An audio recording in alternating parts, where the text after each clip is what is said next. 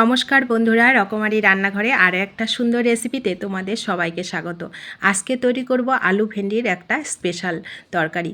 এই তরকারিটা যে কখনো ভেন্ডি খেতে পছন্দ করো না তাদের জন্য খুবই স্পেশাল। বিশেষ করে এইভাবে যদি আলু ভেন্ডির তরকারিটা তোমরা একদিন তৈরি করে খেয়ে দেখো, সে একেবারে আঙুল চেটে খাবে, আবার বলবে আমি আবার তৈরি করব। এতটা মজাদার হয়। একই রকম তরকারি, একই রকম রেসিপি, একই রকম মশলা, কিন্তু একটু উলট পালটে কিন্তু খাবারের স্বাদটা অন্যরকম হয়ে যায়। তো সেটাই আজকে তোমাদের সঙ্গে শেয়ার করা, আশা করি তোমাদেরও ভালো লাগবে। প্লিজ সবাই সাথে থাকো সুন্দর রেসিপিটা শেষ পর্যন্ত দেখার জন্য। দেখো, আমি আলু ভেন্ডি কেটে নিয়েছি, ধুয়ে পরিষ্কার করে নিয়েছি। টমেটো কিন্তু বড় সাইজের দুটো নিয়েছি, টমেটোটা একটু বেশি লাগবে।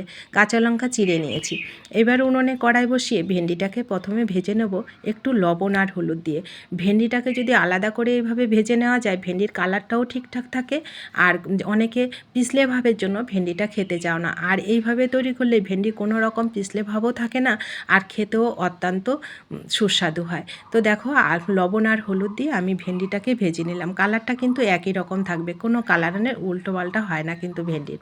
এইভাবে তোমরা যদি একদিন তৈরি করে খাও। তো দেখো, ভেন্ডি ভাজা হয়ে গেছে, ভেন্ডিটাকে তুলে রাখলাম। আর ভেন্ডি তো একটুতেই সেদ্ধ হয়ে যায়, ভেন্ডি সেদ্ধ হতেও বেশি টাইম লাগে না। আর তারপরে উনুনে কড়াই বসিয়ে আমি আরও 2 চামচ তেল দিলাম, 5 ফোড়ন, জিরে, শুকনো লঙ্কা ফোড়ন দিলাম। তারপরে আলুগুলোকে ভেজে নেব লাল লাল করে। একটু লবণ আর হলুদ দিলাম, আর যে কাঁচা লঙ্কাটা চিড়ে দিলাম ওইটা দিয়ে দিলাম। লঙ্কাটা তোমাদের মতন করে তোমরা দেবে। আর এখানে দেখো, আমার আলুটা লাল লাল করে ভাজা হয়ে গেছে। এইবার আমি একটু মশলাটা অ্যাড করব। 1 চামচ জিরের গুঁড়ো, ধনের গুঁড়ো, লঙ্কার গুঁড়ো আমি জলে গুলে এর মধ্যে দিয়ে দিলাম। এই মশলাটাকে আমি কিছু টাইম ধরে কষাবো, একটু ঢাকা দিয়ে দিয়ে। এখানে টমেটোটাও অ্যাড করে দেবো। টমেটোটাও সেদ্ধ হয়ে যাবে, আলুটাও সেদ্ধ হয়ে যাবে, টমেটোটাও সুন্দর গলে যাবে। গ্যাসের ফ্লেমটাকে একদম মিডিয়াম টু লোতে করে আমি ঢেকে রেখেছিলাম। দেখো কত সুন্দর কষানো হয়ে গেছে। এখন আমি আরেকটু জল দিয়ে দেবো, মশলাটা আরও সুন্দর কষানো হবে, আর তরকারির স্বাদটাও কিন্তু অনেক বেড়ে যাবে। তো দেখো, আমি আরেকটু ঢেকে রেখেছিলাম। এখন আলুটাও সেদ্ধ হয়ে গেছে, টমেটোটাও খুব সুন্দর নরম হয়ে গেছে, মশলাটাও খুব সুন্দর কষানো হয়ে গেল। একটু জল থাকতে থাকতে আমি এখন ভেন্ডিটা দিয়ে দিলাম। ওই একই জলের মধ্যে গ্যাসের ফ্লেমটাকে যখন মিডিয়াম টু লোতে করে আমি আরেকটু ঢেকে রাখবো, রান্নাটা খুব সুন্দর হয়ে যাবে। আলুটাও আরও সুন্দর সেদ্ধ হয়ে যাবে, ভেন্ডিটাও সেদ্ধ হয়ে যাবে। দেখো কত সুন্দর কালারটাও রয়ে গেল। আর এখন আমি এর মধ্যে 1 চামচ পোস্ত আর 1/2 চামচ সাদা শস্য অ্যাড করলাম।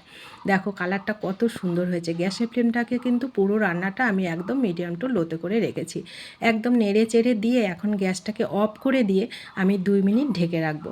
তারপরেই দেখো সার্ভ করলে রেডি হয়ে যায়। অসম্ভব মজার হয়। এটাকে তোমরা মানে লুচি, পরোটা, ভাত যেটা দিয়ে খাবে।